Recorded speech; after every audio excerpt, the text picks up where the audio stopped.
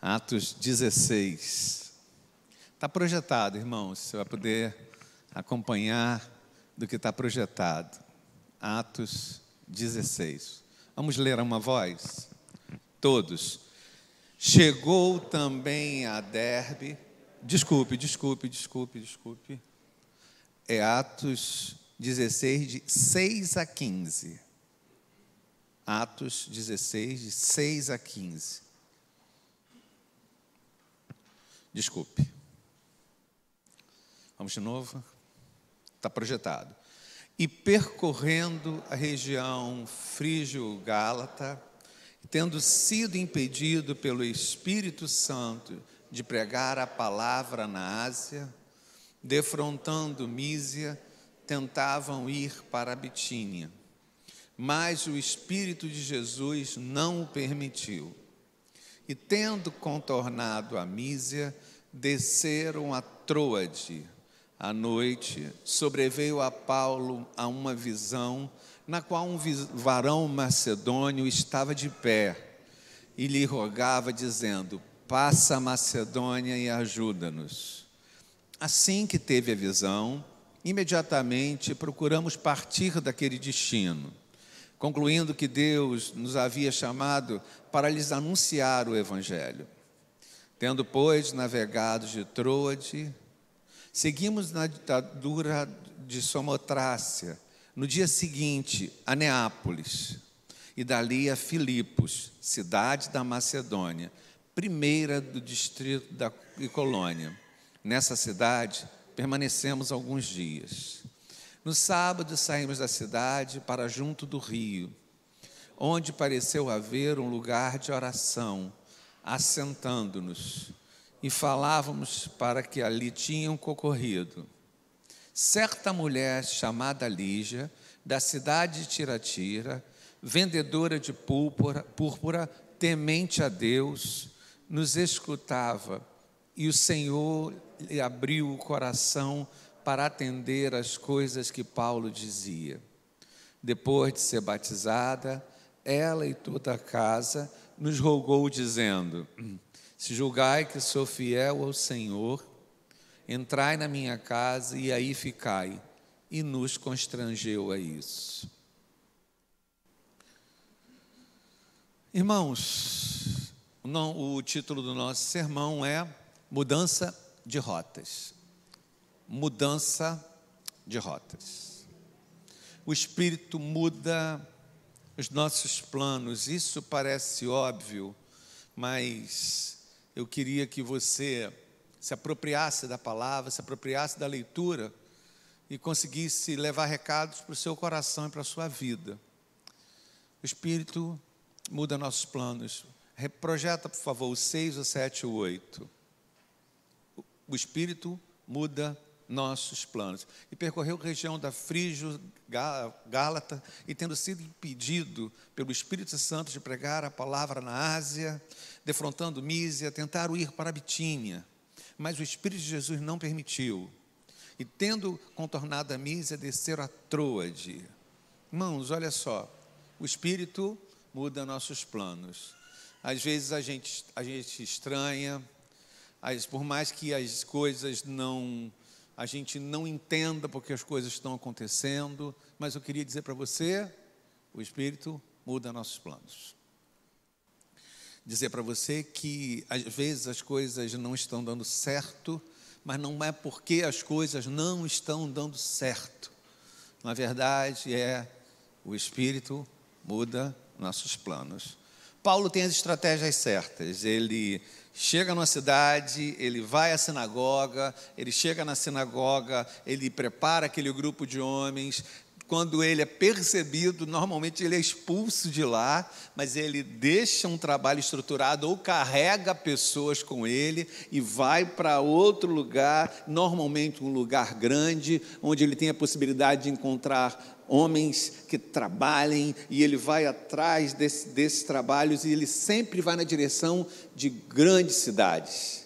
E dessa vez ele parte para um lugar assim, dentro de uma descrição correta. Ele escolheu o lugar certo, fez tudo o que devia, mas o Espírito Santo disse não. Como é difícil a gente reconhecer o não de Deus. Como é estranho a gente reconhecer o não de Deus. Ele é enviado para Filipos. Filipos é um lugar com poucos homens, poucos judeus, inclusive.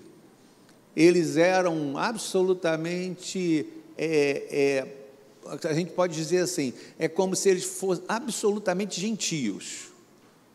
O grupo de Filipos é um grupo muito árduo, não tem nada a ver com o projeto de Paulo. Tem pouca gente, na verdade eles se reúnem no rio, não sei se vocês repararam, que eles foram até a beira do rio para encontrar, quando eles não tinham sinagoga, quando não tinha no mínimo 11 judeus para se reunir, eles tinham um combinado, o combinado é a beira do rio. Quando não tem homens, quando não tem judeus naquele lugar, o combinado é a beira do rio. E ele chega lá na beira do rio e para atender um mandado que Deus tinha, uma ordem que Deus tinha dado a ele, e cá para nós ele não estava entendendo nada. Gente, a gente não gosta de ter planos mudados. A verdade é essa. Paulo também não gosta. Não vai me dizer que você gosta de ter planos mudados, não, porque quando você está no Waze e aquela pessoa que está do teu lado, pior que quando é tua mulher que dirige, você que segura o Waze, aí a desgraça é certa. Porque, né, Robert? Porque quando a gente está, mas não é por aqui, eu estou com o Waze, eu estou vendo aqui. Aí faz aquele barulhinho, dizendo que é para mudança, que eu peguei o lugar errado e está recalculando a rota. Aí a gente queria que nessa hora o aparelho ficasse mudo, mas ele aumenta o volume. E a pessoa que está segurando o volante falou assim: você entrou no lugar errado, né? Aí mas ele está recalculando a rota. Entendi, a gente vai chegar mais atrasado ainda. Então, a gente não gosta desse negócio de recalcular as rotas. Na vida a gente não gosta. Porém, grandes transformações acontecem em nossas vidas quando as rotas mudam. Grandes transformações acontecem em nossa vida quando as rotas mudam. Deus pode estar mudando seus planos, mas Ele na verdade, Ele está mudando para colocar os planos dEle. Deus está mudando, quando Ele mexe nos seus planos, muitas vezes, irmãos, Ele está mudando os nossos planos para colocar os planos dEle. Então, eu queria falar a primeira coisa para o seu coração. Nós não vemos o que o céu vê. Você pode repetir? Nós não vemos o que o céu vê. Nós não vemos o que o céu vê. Queria dizer para você que quando seus planos são mudados, quando as coisas saem absolutamente do lugar, nós não vemos o que o céu vê. Se hoje seus planos estão mudados, às vezes nós somos tirados do nosso canto, por um canto que a gente jamais imaginaria, por um canto que a gente jamais desejaria. A igreja está com muita gente diferente, muita gente nova, o que é muito bom para mim, para eu poder contar as minhas histórias que a igreja já conhece há 17 anos. A igreja já conhece, um deve falar para o outro, e essa aí eu já sei, essa eu já conheço. Mas o Bruno não conhece? Vários não conhecem. Contar para vocês uma coisa. Eu era professor em 4 escolas. O professor sofre, né? Corre de um lado para o outro. Eu fui chamado para pregar numa igreja grande. Eu era primeiro-anista. Eu nunca chamaria um primeiro-anista para dar palestra numa igreja grande. Se eu fosse pastor, mas jamais ele pisaria ali. Entendeu? Eu acho que ele não conhece ainda para aquilo. Mas Deus muda os planos. Deus muda os conceitos, e me chamaram para falar E eu fui, né? Aceitei. Tinha 2 pastores assistindo, eu fiquei constrangidíssimo, mas fui e falei. Na volta, eu bati de carro de frente, eu e o Evandro, que é marido da Al, era ex-esposo da Al, batemos de frente, de frente. Ele arrebentou o calcanhar e eu parti o fêmur. Fiquei 2 anos entre cadeira de roda, andador e bengala, 2 anos. A igreja que tinha me chamado para falar era a igreja da Gávea. O pessoal sabe de onde eu vim. Nessa igreja, fiquei com o INSS preso. Eles sustentaram por 3 meses o meu salário. E não tinha como eu não ser grato. E eu passei a frequentar a igreja da Gávea.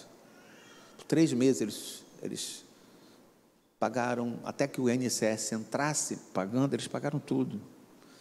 E eu fui muito grato a eles. E aí eu comecei a frequentar a igreja, primeiro anista, agora chegando no 2º ano,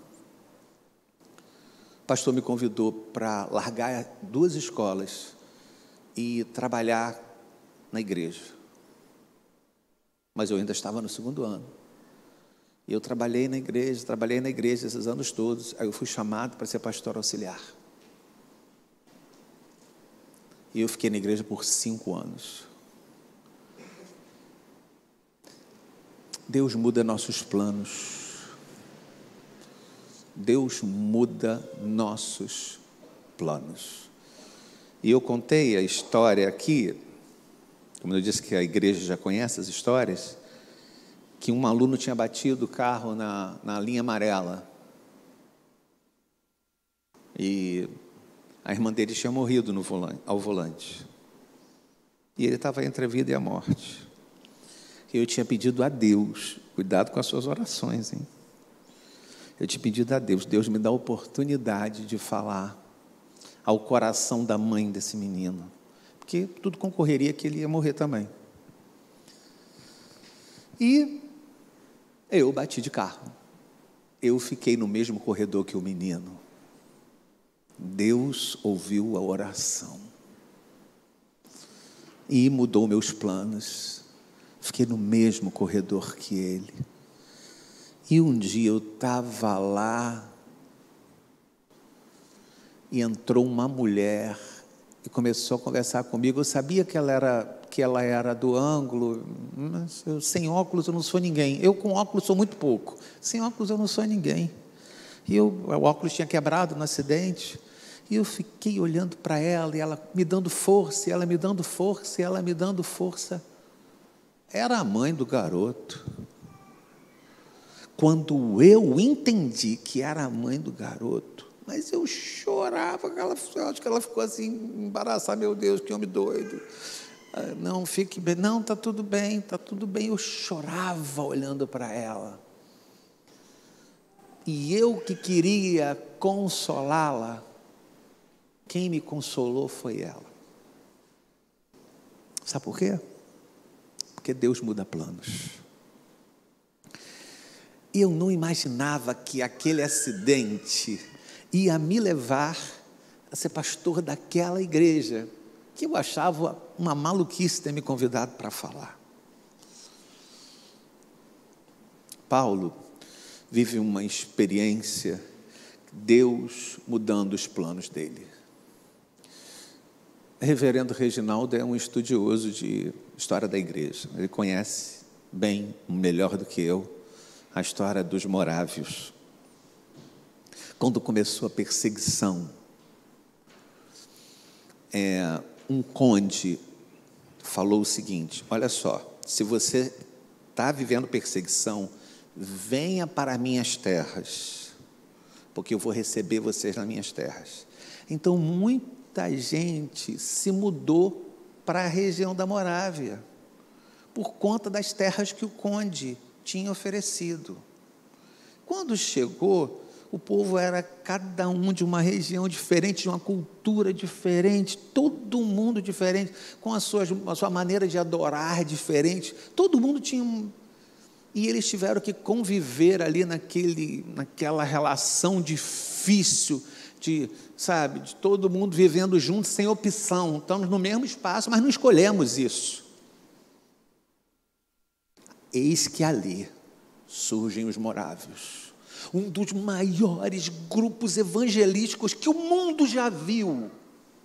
Eles eram tão apaixonados pela evangelização, que quando eles encontravam um grupo de escravos, eles chegavam numa determinada região, que eles viam escravos, eles se entregavam para ser escravos, para poder ficar no mesmo espaço dos escravos, para evangelizar os escravos. Eles fizeram uma revolução no conceito de evangelização, mas perderam cultura, perderam seu emprego, perderam seus parentes, perderam seus planos. E lá fizeram um dos maiores trabalhos que o mundo já viu de evangelização.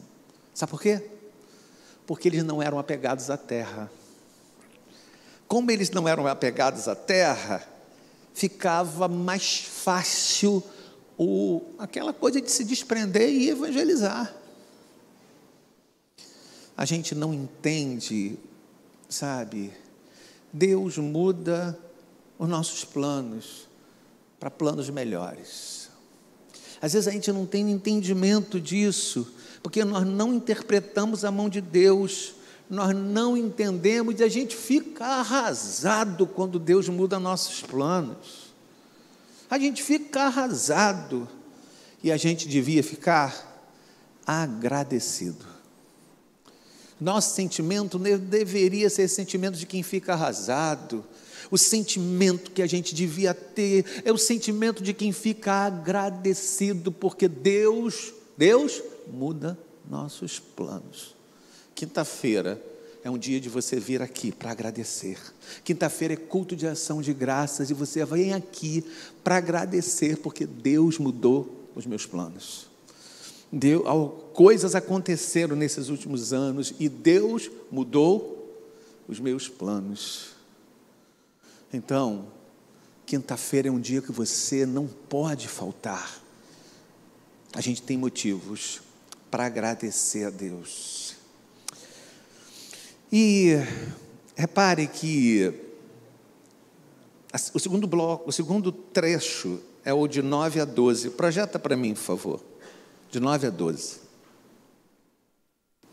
À noite sobreveio a Paulo uma visão, na qual um varão macedônio estava de pé e rogava, dizendo: passa a Macedônia e ajuda-nos.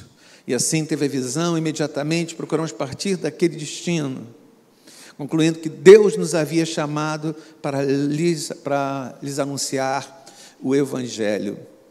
A visão do macedônio é uma visão estranha, interessante e estranha. Eu vou falar dela um pouco mais para frente.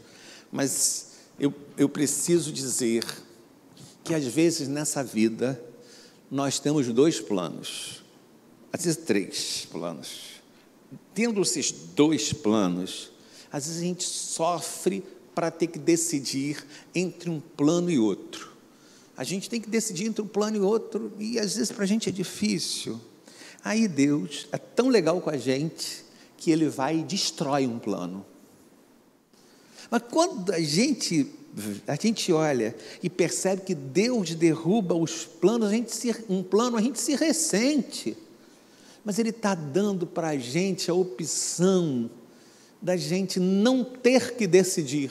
Então Ele destrói um plano, Ele fecha uma porta, Ele muda uma situação, Ele inviabiliza um porquê. Faz parte da facilidade da escolha. Ele destruiu um plano. Faz parte dessa facilidade. Às vezes Ele derruba planos para a gente não ter o trabalho de ter que escolher entre um e outro. E às vezes Ele não derruba só planos, não. Às vezes Deus derruba modelos. Por exemplo, como é que a gente escolhe as coisas? A gente escolhe as coisas a partir da vida dos nossos pais. Nós olhamos para a vida dos nossos pais e nós escolhemos as coisas a partir das receitas que nós aprendemos deles.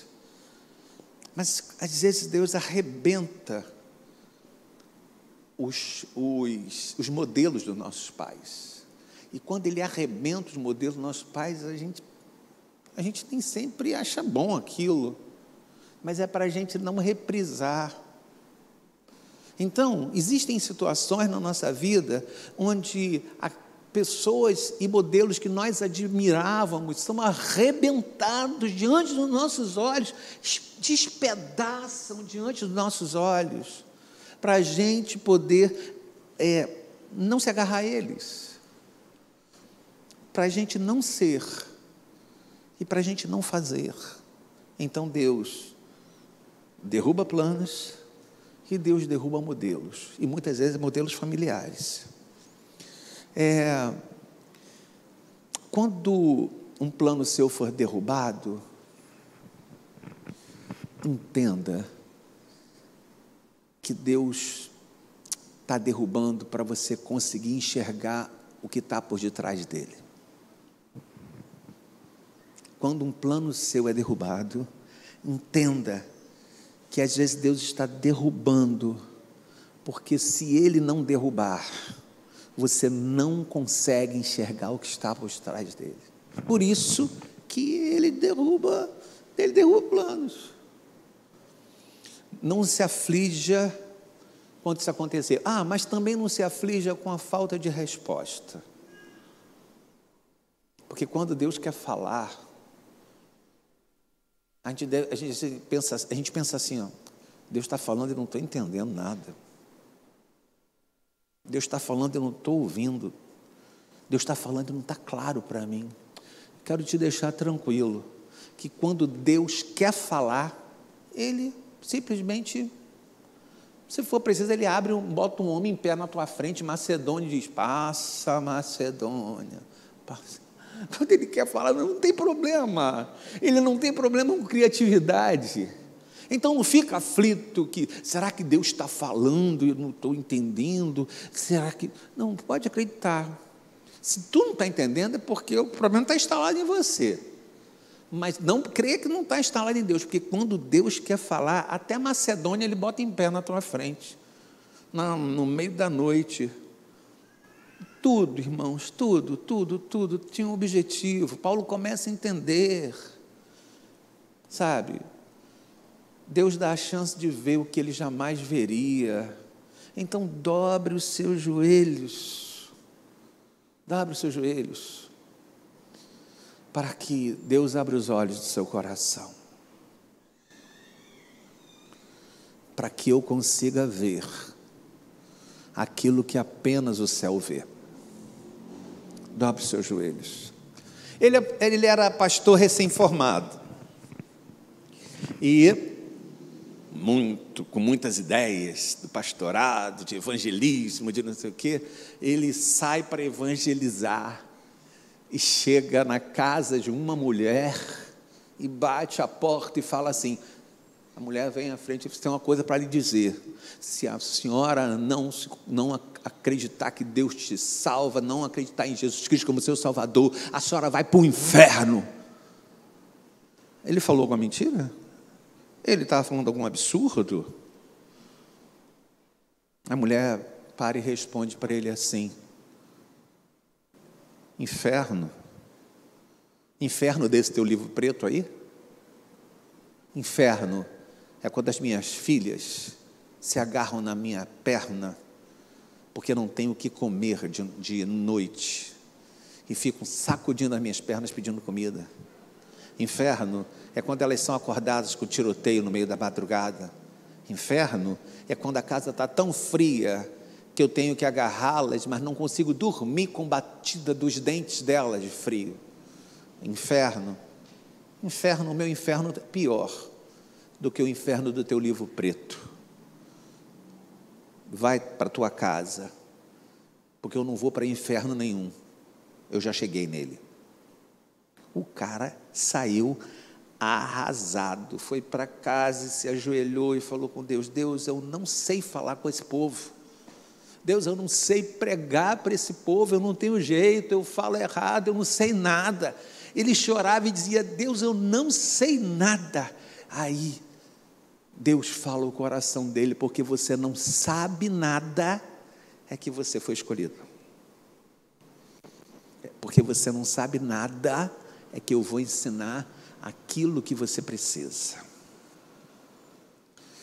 Irmãos, a gente precisa acreditar que Deus nos ensina a ver. Deus abre os olhos do nosso coração e nos ensina a ver.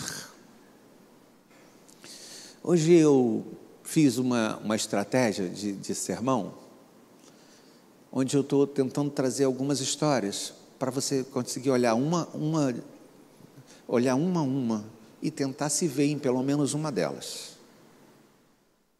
Ela procura, ela está sentada na escada de uma igreja, sozinha, sentada numa escada de igreja, e o pastor chega e pergunta: o que você quer? Ela fala assim, ela é psicóloga, e o seu marido é um dos comerciantes influentes na cidade. O que a senhora quer? Pastor, eu levei uma mulher para trabalhar na minha casa, e quando ela chegou lá, ela fazia oração pela minha casa e pelos meus filhos. Eu achava aquilo estranho, mas no final eu gostava. Aí um dia, pastor, ela pegou uma xícara de café e levou numa bandeja para mim na minha cama. Eu fiquei envergonhado. Receber café na cama, mas é isso que eu bebo, só um café, e ela sabia disso. E eu fiquei tão envergonhado dela levar a xícara de café, que eu passei a descer para tomar o café com ela, que eu não ia deixar a mulher subir, fazer café, levar na minha cama. Eu fiquei constrangida. Eu passei a sentar e tomar o café com ela. Ela não tinha muita cultura, mas ela falava umas coisas, e eu não sei explicar, pastor, mas eu comecei a entender a vida a partir dos olhos dela. Aí o pastor falou assim: e ela morreu, pastor. Mas ela era da tua igreja. Ela morreu. Eu vim aqui buscar outra. Pastor, eu preciso de uma moça para trabalhar na minha casa. Se ela não souber limpar, eu não estou nem aí, pastor. Eu não estou nem aí, mas eu preciso de uma mulher que abra meus olhos como aquela mulher conseguiu abrir. Aí o pastor falou assim: eu vou te apresentar uma pessoa que abriu os meus olhos. Você vai gostar de conhecer. Entra, vamos comigo. Hoje, ela e o marido são líderes do Ministério de Família na igreja. Entende? Irmãos, Deus muda nossos planos. Versos 13 e 15, projeta, por favor. Versos 13, de 13 a 15. No sábado, saímos da cidade para junto do rio. Vocês entenderam a coisa do rio, né? Porque ele vai para o rio. Porque não tem sinagoga, não tem homem, não tem judeu, por isso que ele vai para o rio. Onde me apareceu haver um lugar de oração. E assentando-nos, falamos a mulheres que para lá tinham concorrido. E certa mulher chamada Lígia, da cidade de Tiatira, vendedora de púrpura, temente a Deus, nos escutava, e o Senhor lhe abriu o coração para atender as coisas que Paulo dizia. Depois de ser batizada, ela e sua casa nos rogou, dizendo: se julgais que eu sou fiel ao Senhor, entrai na minha casa e ficai ali. E nos constrangeu a isso. Preste atenção.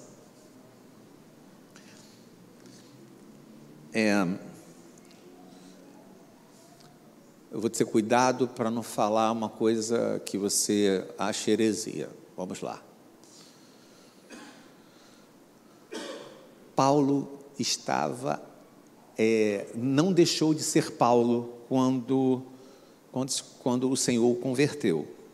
Paulo continuou com a sua cultura, continuou com seus costumes e continuou com a sua estrutura machista. Não estou chamando Paulo de machista. Estou dizendo que ele continuou vinculado a uma cultura machista. Não só ele, os discípulos. Quando a mulher corria atrás de Jesus, ele falou: manda essa mulher calar a boca. Quando a mulher entra e toca em Jesus, aquilo é um absurdo. A mulher tinha que ficar longe, tinha que ficar calada. Então, vocês conhecem, essa parte aí vocês conhecem. E aí, o Paulo, que estava com a sua cultura absolutamente envolvida pelo machismo, além de Deus mandar ele para um lugar que não tinha judeu, ele manda para um grupo de mulheres. Meu Deus do céu! E eis que ali se converte uma mulher chamada Lídia. Que é assim, né? É assim. E ali Paulo batiza ela. E aí Lídia chama ele para a casa dele. Como se não bastasse não ter homens. Como se não bastasse não ter uma sinagoga. Como se não bastasse ter que reunir no rio. Como se não bastasse ter tudo diferente do que ele tinha vivido. Aí ele ainda tem que passar a trabalhar com Lídia. Contar com Lídia. E o que é pior, ir para a casa dela. Irmãos, Deus muda nossos planos e às vezes muda com coisas estranhas. Deus muda nossos planos e às vezes nos visita com absurdo. Seja sensível aos dedos de Deus. Deus mexe nos nossos conceitos. Deus mexe nos nossos paradigmas, Deus mexe, e está lá uma grande mulher, uma grande missionária, uma mulher, uma empresária que tem oportunidade de sair, porque olha só, ela foi estrategicamente escolhida por Deus, porque ela vendia púrpura, e ela ia de região em região, de terra em terra, de cidade em cidade, foi escolhida, e ela, mais uma vez, faz o evangelho, ela empurra o evangelho para frente, Lídia empurra o evangelho para frente. E foi com ela que Paulo contou. Conclusão. Paulo aprendeu a refazer rotas. Mas o que ele seria se não fizesse isso? O que seria Paulo se ele não tivesse aprendido a refazer rotas? Aconteceu isso contigo. Paulo aprendeu a refazer rotas, mas o que ele seria se ele não tivesse tido essa sensibilidade? O que determina os nossos acertos não é o fato de nós errarmos, mas a capacidade de refazer rotas. O que determina os nossos acertos não é o fato de nós errarmos, mas sim a capacidade que temos de refazer rotas. Não são as condições que você está vivendo que determinam o insucesso da caminhada. O que determina o acerto é a capacidade de tomar novos rumos. Fale menos e seja mais sensato. Interprete os dedos de Deus. Fale menos e seja mais sensato. Interprete os dedos de Deus. O que será preciso para que você entenda? Dias de seca? Dias de choro? dias de risco,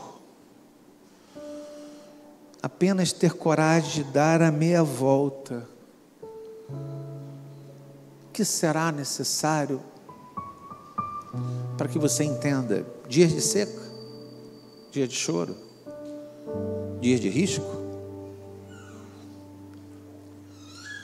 O insensato destrói a vida e coloca a culpa em Deus. Suas atitudes estão destruindo seus dias. Suas atitudes estão destruindo a sua felicidade. Suas atitudes estão destruindo a sua paz. Suas atitudes estão destruindo a sua paz. Dê meia volta. Dê meia volta.